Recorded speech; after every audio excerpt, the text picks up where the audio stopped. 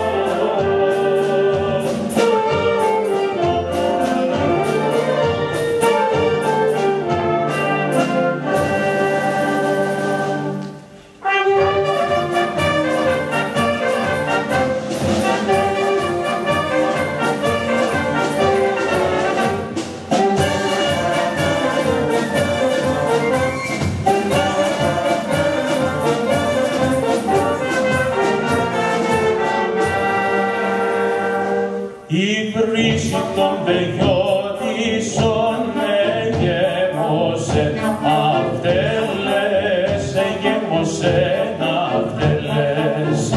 Μα το νερό της εν καλόν, καλόμορφες κοπέλες, καλόμορφες κοπέλες.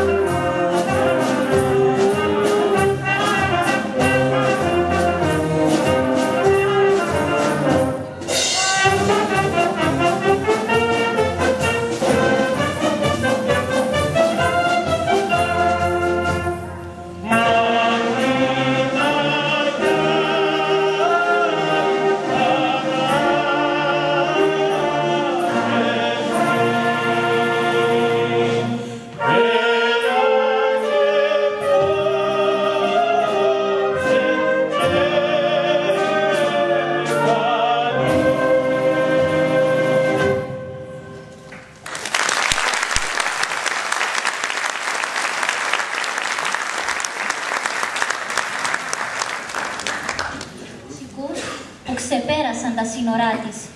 Μουσική λοιπόν από δύο τέτοιους δημιουργούς, το Μάνο Χατζηδάκη και το Μίκη Θεοδωράκη, θα ακούσουμε απόψε.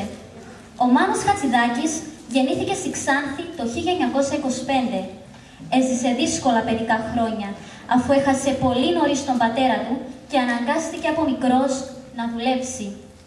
Στα 19 του, το 1944, κάνει την πρώτη του εμφάνιση ως συνθέτης μουσικής θεατρικών έργων και 2 χρόνια αργότερα συνθέτει μουσική για κινηματογράφο. Η μεγαλύτερη διάκριση του Μάνου έρχεται το 1960 με το βραβείο Όσκαρ που του απονέμεται για το τραγούδι «Τα παιδιά του Πειραιά» από την ταινία του Ζιλ Τασέν «Ποτέ την Κυριακή». Για την ερμηνεία του τραγουδιού αυτού, η Μελίνα Μερκούρη παίρνει το βραβείο ερμηνείας στο Φεστιβάλ των Κανών την ίδια χρονιά και γίνεται διάσημη σε όλο τον κόσμο. Ο Χατζηδάκης ποτέ δεν θεώρησε το Όσκαρ αυτό ως κάτι σπουδαίο. Μάλιστα, αν δεν το μάζευε από τα σκουπίδια η αδελφή του, όπου το πέταξε ο ίδιος μια μέρα, σήμερα δεν θα υπήρχε ούτε και το γνωστό αγαλματάκι. Παρ' όλα αυτά, τα παιδιά του Πειραιά συμπεριλαμβάνονται στα 10 εμπορικότερα τραγούδια του 20ου αιώνα και είναι ένα από τα πλέον αναγνωρίσιμα στοιχεία της Ελλάδας παγκόσμια. Τα παιδιά του Πειραιά, λοιπόν, από τα παιδιά της φιλαρμονικής μας.